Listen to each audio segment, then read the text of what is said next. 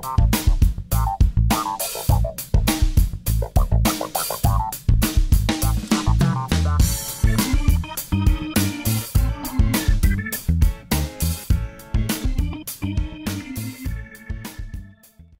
YouTube, welcome back to my channel. This is Canadian Retro.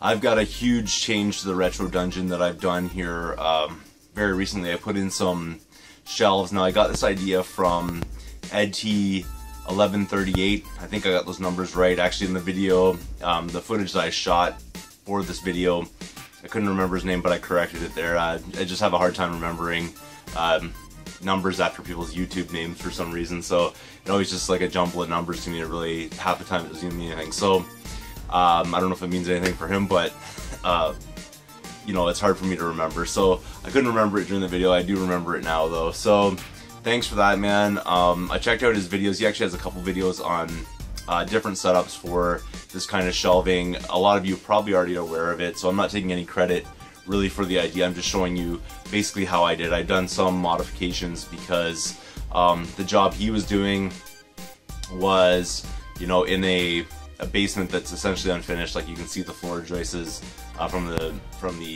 in the ceiling kind of thing from the floor above, and that's what he was attaching it to. I, on the other hand, had to attach it to wall studs. Now, after I finished this project, actually, I was checking out a video from a person I'm subscribed to, or actually a couple people I'm subscribed to, GUnitColima, and in their video they did sort of like a hanging version of this where it's sort of suspended in the air like around a television or, you know, on a wall, but it's more like an enclosed, I don't know what you call it, like just around, hanging in the air sort of idea. Whereas the setup I've got going on here, I actually set it up to rest on the floor, as well as go right up to the ceiling. So this project here cost me probably, well, I'd say about $150. Now the reason why it was so expensive, that includes paint with it and things like that. So I ended up buying like a $45 can of paint to paint these things. I didn't even go through any of it basically.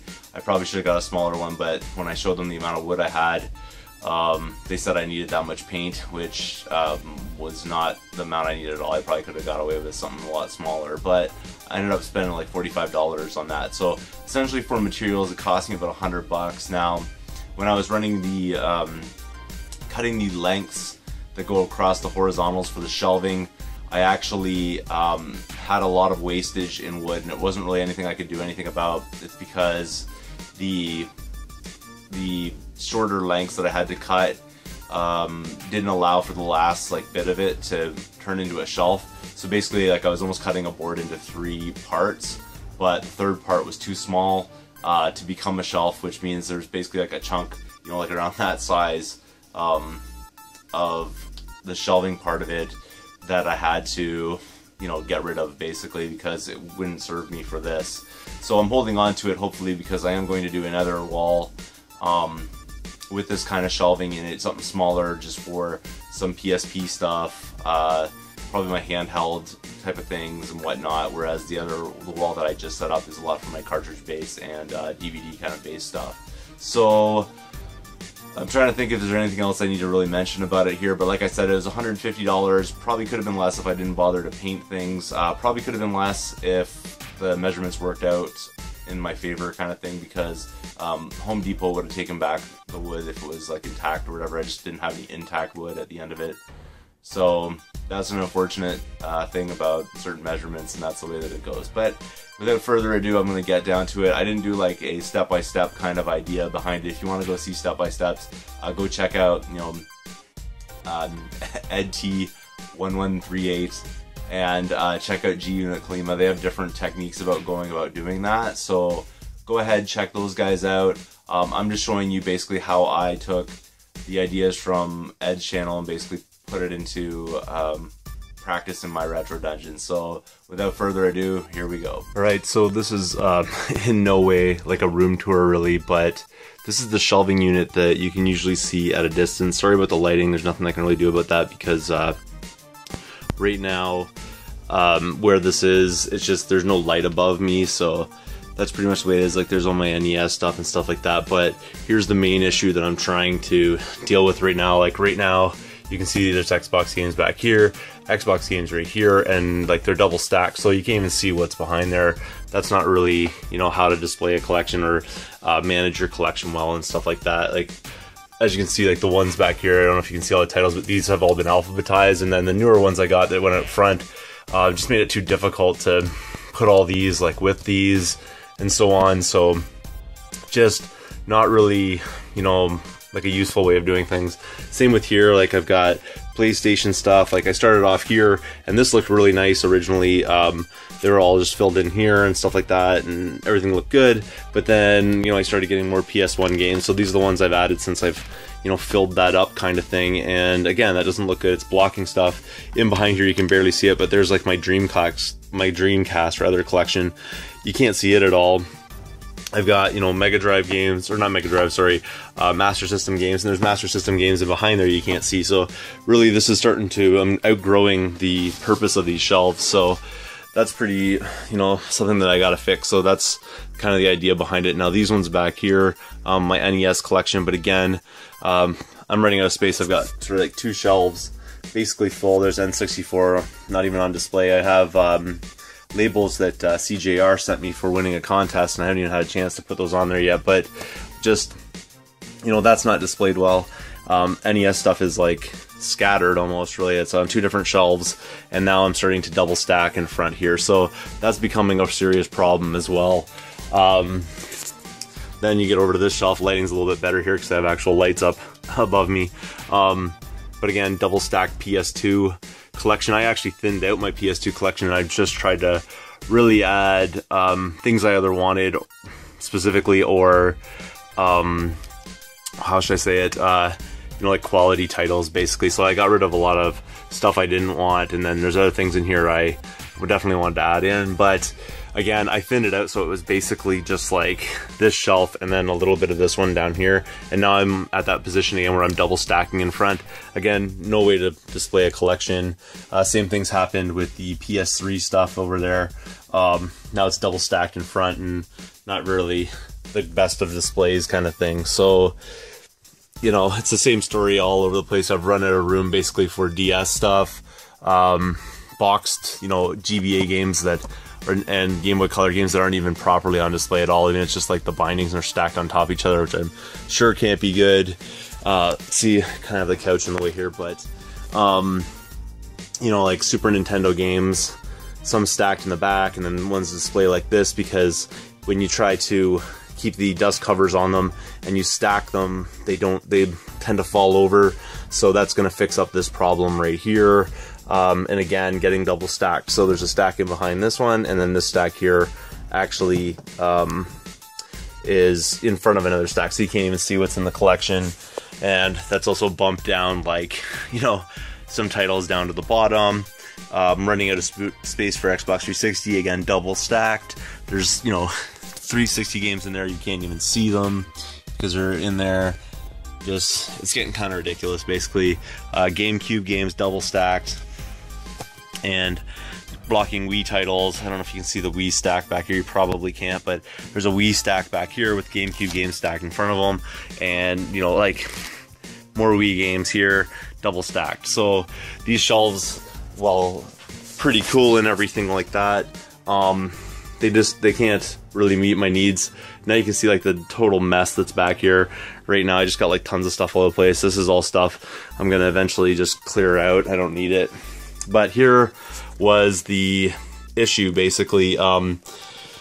On this wall here, I was kind of going for this nice looking sort of flowing, free floating shelf kind of idea. And while it was cool for the time, again, I've run out of space. So it's not really like maximizing the space, so I'm going to end up putting those shelves that I was telling you about earlier up on that wall there. So you can see like all the box stuff up here and so on and so forth, and in behind there's like box systems that you can't see, NES system, like you can barely see the Nintendo thing right there, being blocked by a bunch of stuff. So that's going to solve that kind of issue, so things get properly on display hopefully here. And then a whole shelf here, just like 4 Skylanders, and the second shelf has a bunch of them on there as well. And I do like collecting Skylanders. I know it's supposed to be for little kids, but it's really tons of fun, and it's a good little beat 'em up kind of game where, you know, it's just a a lot of fun, basically, no stress kind of thing to do, and it's just a collectathon, so it's pretty fun. But you can see, like, this is just not really working for me here. PSP games that really don't have like a proper home, and I have pared down my PSP collection as well, and just keeping stuff that I really want to you know, keep for the system, things like that. And then just random stuff like all over the place. There's those labels for the N64 I haven't dealt with yet, but kind of a mess. And then along this wall there's systems and accessories, they're all boxed and things like that, and it's becoming a little bit too much. Like, it's a little overwhelming. And then I have this shelf over here, which is free floating, but then there's all this space down here being wasted, and it's Genesis stuff, and that's really starting, I think, to put a lot of strain on this shelf. I don't know if it'll last forever. Hopefully, when I clean all this up, it'll, you know, free up that or whatever and whatnot, because I'm going to do the same thing over on this side. And then this taller area, because there's actually like a vent sort of in here, but on this side here, basically where it comes down, there's a stud right here, so the shelves will go from there over. And then on this side here, I'm planning to put like all my Skylanders in like basically a giant cabinet. I haven't quite figured that part out, but I know it's going to go right from this this point here over to that outer wall there, and then that'll be all there. That's the idea behind it. And then up above the TV, I'll actually put one of these floating shelves from over here, and I'll put a bunch of stuff up there. So that's basically the master plan with it. I'm gonna have to see how it goes. I'm trying to decide really how to do this over here. I'm keep flip-flopping back and forth to where I want to put everything and whatnot, but those shelves will basically go all the way up on this side. I'll actually leave that one floating shelf there for display, and then the shelves will actually come up to meet that along this side, and it'll pretty much go just a little bit further than that shelf is out over on that side. And so there'll be, this whole area basically will be filled with the games that are on here, and then I'll move more display pieces onto these shelves, and it'll take less strain on to these things, because I actually didn't mention this before, and although some of my subscribers are probably aware of it, many people probably aren't, because you've joined more recently and I haven't really shown this in a while. But these shelves are not just shelves. That's why you can see the molding around them. They're actually doors that open up, and in behind this particular one there's like a bunch of stuff. I don't really want to get in there right now, the light's not on, but both of these shelves actually do that. I designed them to open and close that way, so you know, I don't want to put that much weight, I think, on those things. They seem to be holding, and they seem to be pretty solid, and I don't hear any cricking or creaking or whatever you like to call it, but really something that I'm kind of starting to worry about if I start loading too much stuff on there any more than what's on there already, because I'm pretty sure that weighs a lot. So things that I'm going to fix. Hope you guys kind of get the idea here, and likely I'll be able to show you what I've done with them after it or whatever. That's my March break project, on top of the millions of things that, not millions, that's an exaggeration, but the ton of things that I'm taking to the Waterloo swap this coming March, or end of March here, March 29th. So those are my two main focuses right now. Alright, so here's the progress so far. What I did was I took down the shelving that was here, and I've had to patch up like some of the holes and stuff like that and sand them over, so I'm gonna have to repaint part of the wall there because it's a bit of a disaster. So that's that. But the part I did get was the support beams that are going up. Now the difference between these supports and the one that I've seen online, or I can't remember the full name, is like Ed T, you know, super famous YouTuber. I'll correct that in the thing, I just can't think of it right now.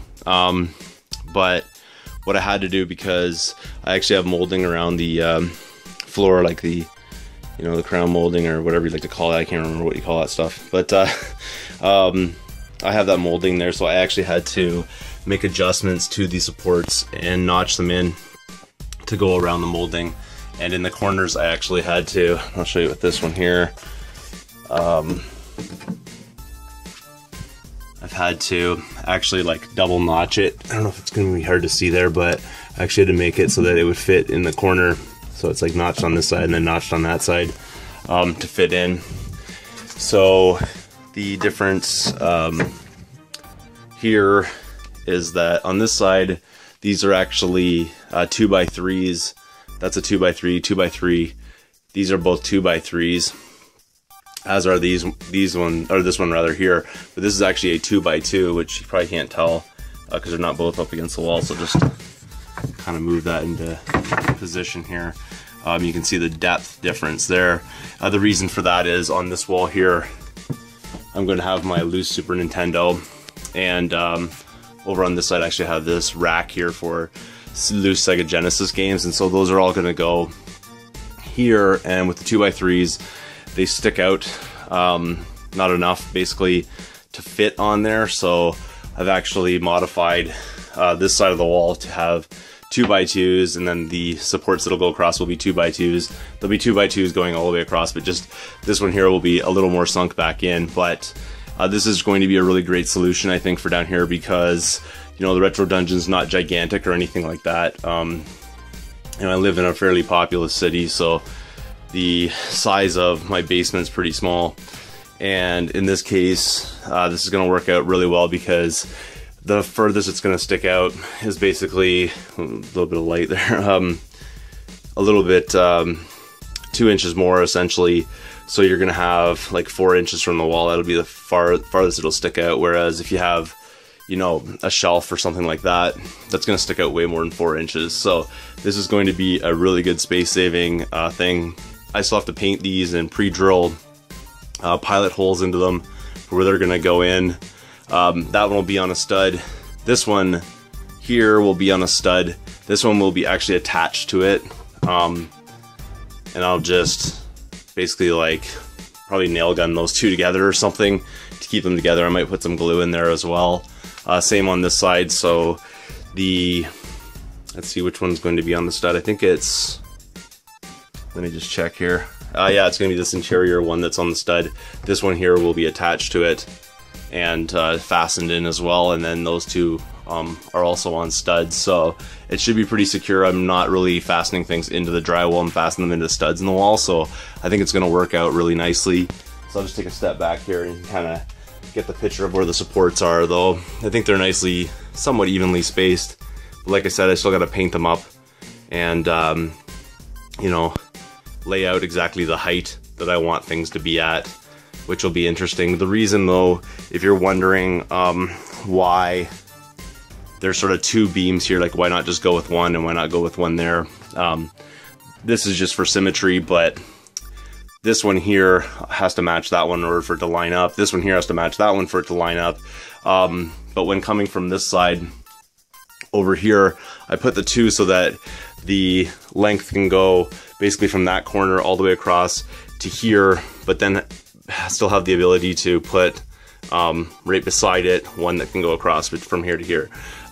Just because that distance between there and actually over here is longer than 8 feet, which the boards are only 8 feet long. So I have to kind of do that in order to get the correct spacing on it. Otherwise I would have like uneven shelves kind of thing going on.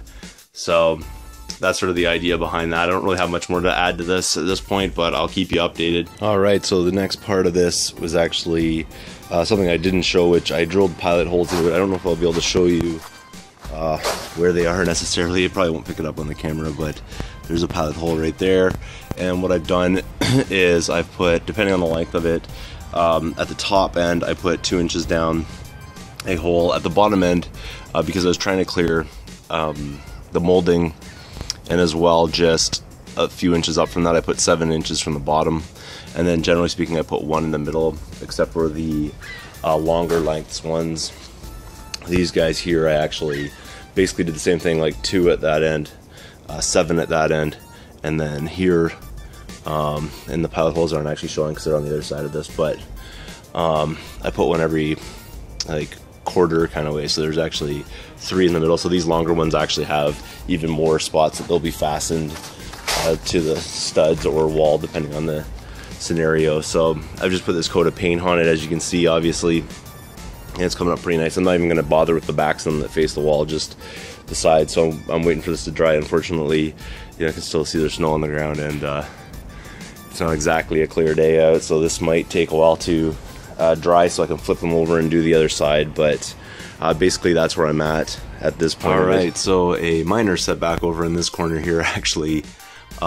What's happened is there actually is no stud in there. I don't understand how they even built that without it. I'm not a construction guy totally, so I can't totally figure it out, but I know there's no stud back there because I've drilled in there. Now you can see I've made holes that are actually quite large there. That's actually on purpose, that's not a mistake. What I'm going to be doing is using these toggle bolts, and if you're not familiar with these, what these do actually is they go into the thing that you're putting them in, into the wall, and then these compress as you push it into the wall through that hole that's in the wall, and then when it gets onto the other side it opens up like this, and then that actually presses up against the drywall. It's pretty surprising how this distributes weight though. I mean, these things can take a lot of weight, so that's going to be a pretty good deal right there. I've still got one more to go into this board to fix that problem, but that seems to be the only solution that I have, which, you know, is fine. I've worked with these before, so it's not a big deal. But again, there and there. So there's going to be like 5 of them in this. I'm pretty sure that can hold whatever weight I put at it. But we'll see how that stands the test of time kind of thing. But I'm pretty sure that it'll do the job. Alright, so I actually figured out what the real problem was over here. The stud was actually put basically along here. So what I have to do to cover up this, which I guess I was being a bit hasty, not looking closer at it and trying to find where the stud was, assuming that there was just no stud in here and they did something else. What I'm going to have to do here is I'm going to actually take one of these 2x3s, lie it flat on its side, cover up that whole mess, get it into the corner, because the stud's actually like right here, which means about a 1/4 of an inch in, and that's where I'm gonna have to screw that one into that stud. So it'll cover up this whole mess. So just a little bit of a lesson learned on my part, I guess, but it'll end up working out here shortly. Well, here's the update. I got all of these screwed in now. This was a real chore. I don't know what it was, the wall's out or something, but it was pretty difficult getting those screws in there. Now I used big hefty 4-inch screws, so that might have been the problem. I would have probably gone with 3.5s, I think. Probably would have made my life a lot easier. I couldn't even get them all totally in as far as I'd like to. They stick out, but I mean, I reefed on them as much as I could, kind of thing, and I just could not get them to go any further. All it was doing was stripping the screws. So I don't know if there's a solution to that. Like I said, I'm not the world's greatest like construction person, so that's that though. They look pretty solid. Everything's good to go. I was going to actually tack this one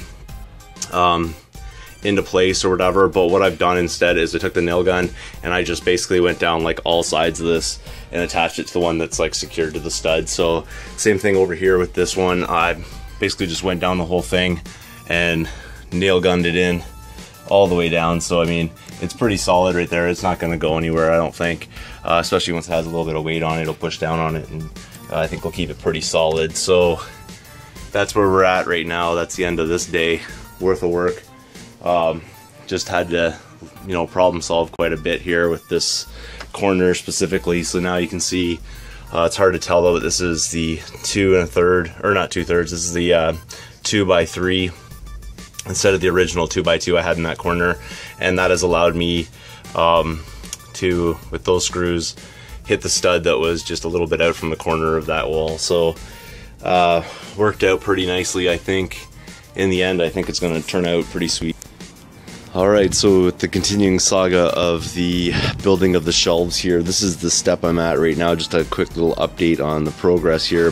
I've actually got down to the shelves themselves, not the uprights. So I started painting those. I gotta wait for the sides to dry so I can flip them and do the other side here, but it's coming along pretty good. Surprisingly, there's only a few shelves that were actually a little bit out. These ones are all the same length, so that worked out really nicely. This is the long section that's on the left side of the room downstairs. This section here is the general length that it's supposed to be, and then another section had ones with these lengths a little bit different from each other, just like a 1/4 inch off kind of thing. And then there were sort of 2 spots where the measurements were out a little bit, so there's like a 1/4 off on each one of these. So that one's a little bit different actually. Can't remember off the top of my head the total measurements of those, but you can see those are the number of shelves. It's quite a lot here. There's 7 there, and then another 8 here. What do we got here? Another 7 there, 8, 9, 10. So I mean, there's quite a bit there. There's going to be tons and tons of storage, I think. That's where I'm at right now. Despite the sunny outlook here, it's absolutely pretty cold today.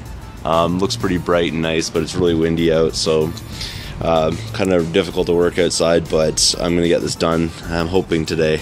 That's a lot of shelves to hang, though.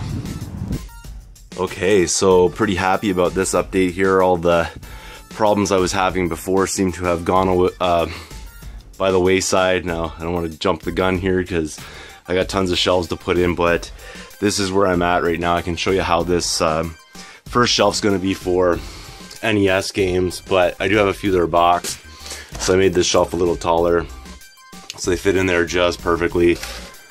Like if you take a few of them, just lovely sitting on there, just a little bit of overhang and things like that, so kind of perfect. And I mean, those are all my box games, so I don't have really a whole lot. Probably end up coming to about here. And then the rest of this will be NES games that are loose. And then this shelf's a little smaller because just loose NES games, and that should really, I think, fit my whole collection. If it doesn't, I'd be pretty surprised. So those two shelves are for that right now. That's the update. Those went in super easy, unlike the uprights, so pretty happy with that, and I'll keep coming back with some more info. Alright folks, so here's the finished product. It's still a bit of a construction zone down here, but this is the idea behind it. Over on different sides there's going to be different kind of things, so here's really nice for the DVDs and whatnot to sit. You can see that right there, so that's going to be for DVD type games or whatever.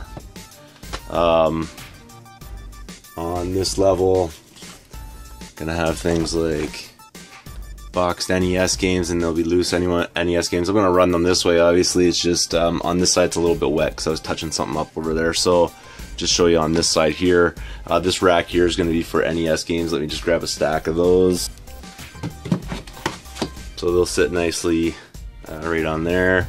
So on that'll all be DVD related stuff like GameCube and whatnot, and Wii and so on and so forth.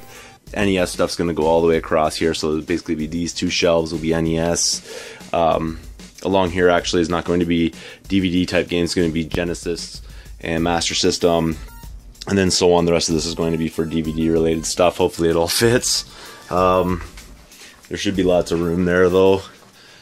And then this section here is actually going to be for CD games. I'd have to actually run around the couch to go grab some, but they're perfectly fit. There's about that much space for the CDs kind of thing, so you can reach in and grab them, whatnot. Up here actually, I'm going to put that rack that I was talking about over there, the one that's holding the loose games. That's going to go up on top of this one. It'll go straight up, and then this will all be for loose Super Nintendo games. So that's going to work out really nicely. Hopefully everything fits, and I'll probably do an update video later on showing when I get all this stuff on here, because I'm going to go through my collection, catalog everything, alphabetize everything, and then put it on these shelves. Alright, so basically that entire project there took me about 2.5 days. I know it seems like a long time, but I am not the world's greatest carpenter, or whatever you like to call it, an architect and things like that, and when I do a job, I do make sure it's absolutely perfect, but I do take my sweet time while I'm doing it and making sure that every measurement's like exact and whatnot, which I think maybe some other people just with more practice probably could do it a lot quicker, but it took me that long to figure it all out. But it's up, and I'm more than happy to put in that amount of work really to get this set up exactly the way that I wanted it. So thanks again for watching. If you haven't subscribed yet, please do. Feel free to thumbs up this video, comment down below. Go check out those two channels I was mentioning before, EdT1138 and GUnitColima. Go check out their videos on this. I'll put links down below to those so you can see the different variations of basically the same idea. Like I said, thanks again for watching, and I'll see you all later.